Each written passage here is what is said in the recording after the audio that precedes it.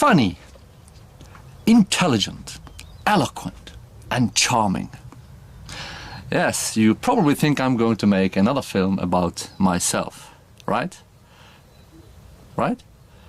But am I? Let's find out.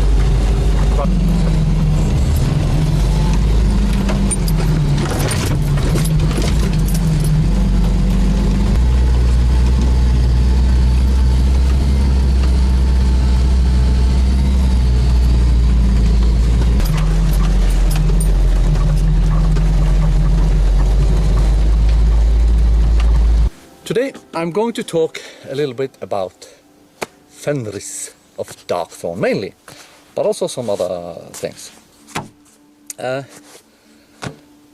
You can hear about the cornflakes episode from that documentary, so I'm not going to talk about that. But I can tell you some other anecdotes and some things about Fenris.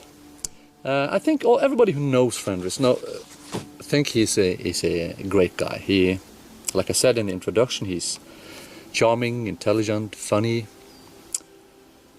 and easy to like. From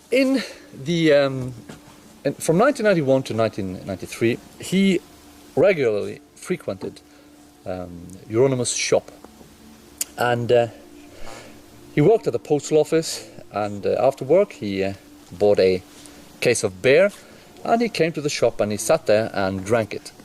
So he was pretty much drunk most of the time when I knew him, and yeah,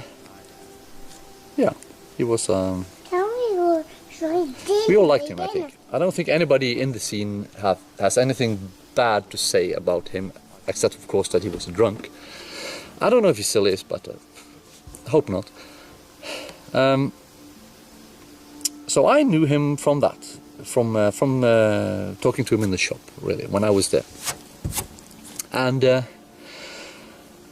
after I had killed Euronymous, I had also ordered the printing of BURZUM en gang var. And it had been printed in Oslo, so I drove from Bergen to Oslo to get the CDs. I think it was printed in I ordered 500 copies, but only 400 something was delivered, because they had misprinted some, and the cover was had a misprint as well. So, but I collected the CDs, and when I did, of course, I dropped by Fenris' house in Ski, and I had a friend of mine accompanying me, and we talked, and my friend, who didn't know Fenris, left to get out and sit in the car. I don't know why. And I gave him one of my CDs. And the funny thing is that when I was to leave, actually I didn't give him a CD at that point. I asked him if he wanted a CD, and I had it in the car. So he had to accompany me to the car. But he was a bit nervous because of Euronymous had just been killed, and he didn't really know what was going on. But he pretty much understood that I had done it, so he was nervous, and he brought an axe, a big axe, to the car. So I gave him the CD, and he told me when he took the axe, he said, "You can't be sure, So he took the axe and joined me to the car, and he got the CD, and we left. And I later on read from police reports. They had interviewed both him and his wife, and they said that when I came, the guy I was with was really nervous. I was relaxed and perfectly normal, but my friend was really, really nervous, so they suspected something. Yeah, I don't really I don't have any contact with Fenris at this point. And Vill du ikke dra? No. No, okay. I don't have any contact with him now, not because I don't like him or anything, but you know, we don't really have much in common. Go to Mama? Yeah. He wants to go home to his mother. And I think we have a very different perspective on what happened. But I'm pretty sure my perspective is more correct, simply because he was drunk most of the time. So I think he romanticized a bit too much about the scene. And yeah, it's okay, but I think it's wrong, but that's his right. The other guys in Dark Throne I only met a couple of times. That is, I met Ivar one time in Euronymous' place when Euronymous was setting them straight. I talked about that in one of my other videos. And I met the vocalist Nocturno Culto, I think 1 or 2 times in the shop. And according to Euronymous, he was so dark, he was so true cult, that he was just living alone in the forest and being evil.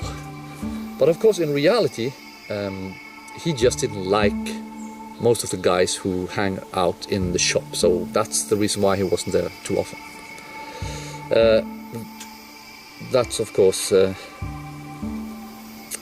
what I was later told. So I never really talked to him, don't know him, and in a sense he wasn't really even a part of the scene at the time, because he didn't socialize with Euronymous, other than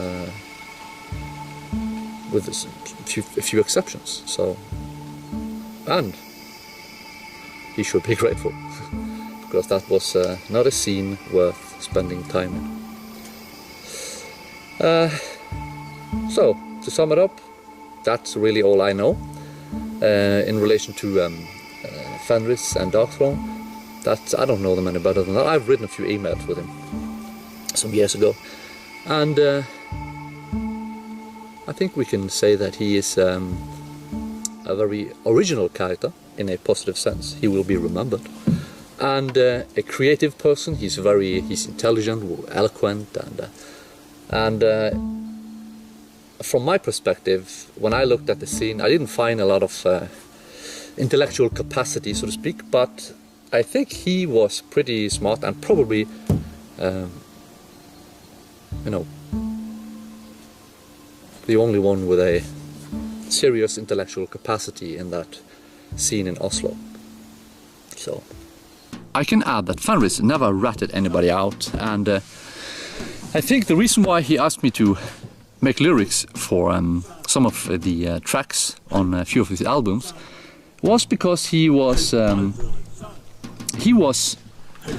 annoyed at the scene, who was so anti-Varg at the time, because he knew probably that Euronymous had plans to kill me.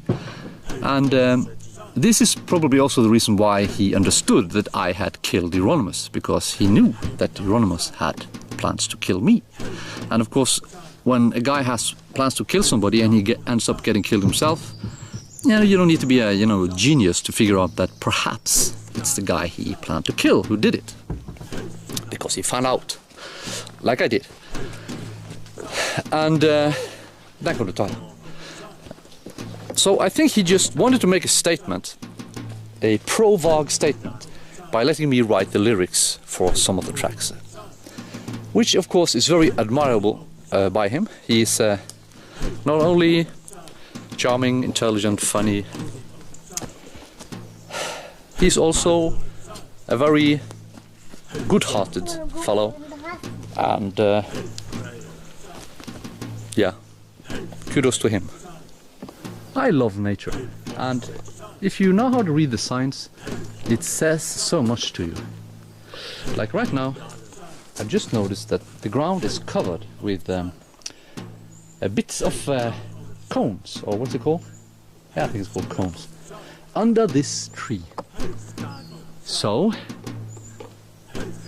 there are no bits of cones over there, no bits of cones over there, no bits of cones over there, but here you have a whole lot.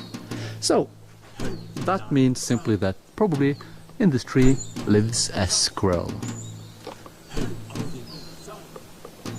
I wish I knew more about nature.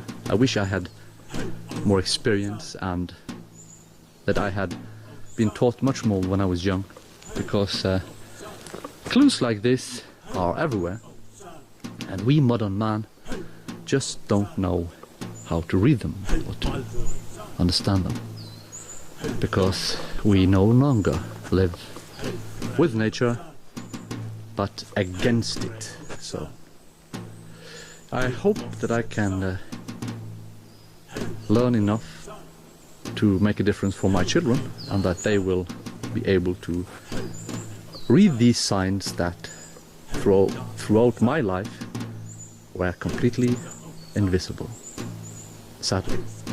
And they were, of course, because my parent generation, the boomers, ruined everything and tossed all our knowledge, all our traditions in the bin, because they only wanted comfort and to make more money.